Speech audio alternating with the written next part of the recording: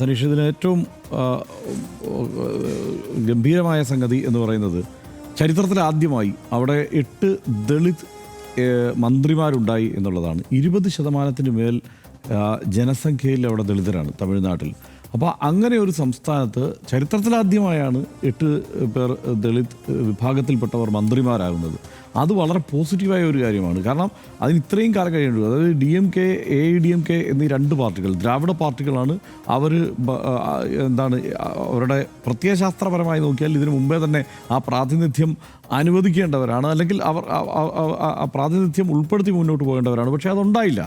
അത് ഈ TVK എന്നുള്ള രാഷ്ട്രീയ പാർട്ടി വേണ്ടി വന്നു, വിജയുടെ രാഷ്ട്രീയ പാർട്ടി വേണ്ടി വന്നു. അങ്ങനെ ഒരു തീരുമാനം ഉണ്ടാവാൻ എന്നുള്ളതാണ് ഒരു പ്രധാനപ്പെട്ട കാര്യം. രണ്ടാമത്തെ കാര്യം, ഈ 59 വർഷത്തിന് ശേഷമാണ് അവിടെ കോൺഗ്രസ്സിന് സർക്കാരിൽ ഒരു പങ്കാളിത്തം ലഭിക്കുന്നത് എന്നുള്ളതാണ്. അതായത് എന്താണ് കഴിഞ്ഞ 60 വർഷമായി തമിഴ്നാട്ടിൽ ഈ ദ്രാവിഡ പാർട്ടികൾക്ക് ജനാധിപത്യത്തെക്കുറിച്ചുള്ള അല്ലെങ്കിൽ മുന്നണി രാഷ്ട്രീയത്തെക്കുറിച്ചുള്ള ഒരു ബോധ്യം എന്നുള്ള കാര്യത്തിൽ എനിക്ക് സംശയമുണ്ട്. കാരണം അവരെല്ലാ കാലത്തും ആളുകളെ ഒപ്പം നിർത്തി മത്സരത്തിൽ ജയിക്കും, പക്ഷേ അവർക്ക് വകുപ്പുകൾ കൊടുക്കുകയോ മന്ത്രിമാരെ കൊടുക്കുകയോ ചെയ്തിരുന്നില്ല. അങ്ങനെ ആദ്യമായി ഇവിടെ ഒരു മുന്നണി മന്ത്രിസഭ എന്നത് എന്താണ് എന്നുള്ളത് തമിഴ്നാട് ഇപ്പോൾ ആദ്യമായി പഠിക്കുകയാണ്. കേരളത്തിൽ നിന്ന് എപ്പോഴേ പഠിക്കേണ്ട ഒരു സംഗതിയാണ്. അതിപ്പോൾ തമിഴ്നാട് പഠിക്കുന്നു എന്നുള്ളത് ഈ സർക്കാരിൻ്റെ കാലത്താണ് എന്നുള്ളതൊരു പ്രത്യേകതയാണ്.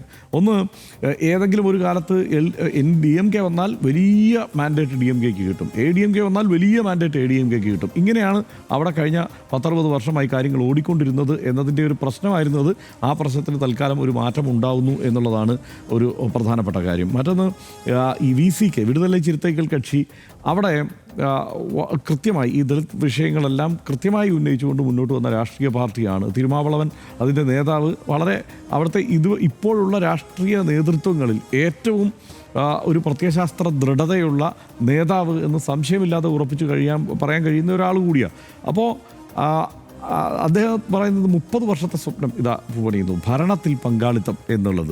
അപ്പോൾ ആ നിലയ്ക്ക് നോക്കിക്കഴിഞ്ഞാൽ അതും വളരെ പോസിറ്റീവായ ഒരു സംഗതിയാണ്. ഈ ആദവ് അർജുൻ ഇപ്പോൾ TVKയുടെ പ്രധാന മുഖമായി നിൽക്കുന്ന, വിജയ്ക്ക് ശേഷം പ്രധാന മുഖമായി അല്ലെങ്കിൽ ചെങ്കോട്ടയ്യനൊപ്പം നിൽക്കുന്ന ഒരാൾ ആണല്ലോ ആദവ് അർജുൻ. ആദവ് അർജുൻ നേരത്തെ VCKയിലായിരുന്നു എന്നുള്ളത് കൂടി ഈ ഒരു വളരെ എളുപ്പത്തിലുള്ള ഈ ഒരു നീക്കത്തിന് കാരണമായിട്ടുണ്ട് എന്നാണ് എനിക്ക് തോന്നുന്നത്.